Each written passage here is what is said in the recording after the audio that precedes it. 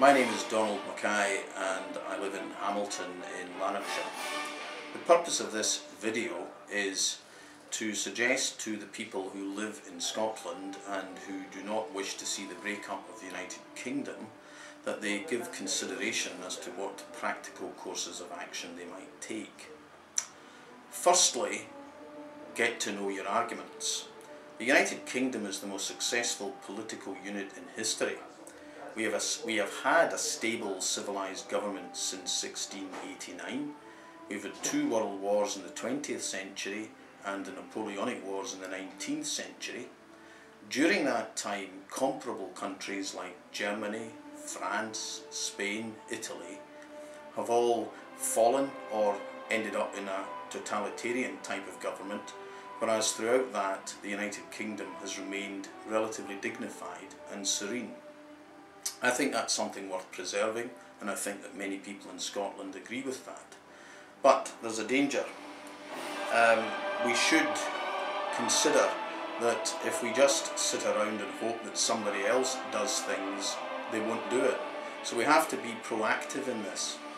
One very good website that you might wish to consult is www.aforceforgood.org.uk. That's the A Force for Good website, which will give you plenty of arguments to boost your position on this. The second thing we have to think about is to reassess our political priorities. I'm suggesting that under no circumstances do you vote for the Scottish National Party, even if it's a protest vote. These people are determined to break up the United Kingdom and will use any trick to do so. So if you're a Labour voter or a Liberal voter or a Conservative voter, then I'm suggesting that you make the defence of the Union central to your message and you bring it up as often as possible at branch meetings.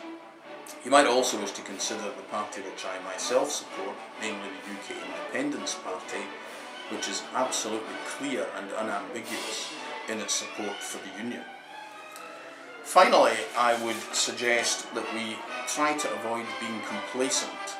The referendum is not due to be held until 2014, but you can rest assured that the independence people will be doing everything in their power to win that election, and they do unfortunately have a great deal of support in the media and in the Scottish political establishment.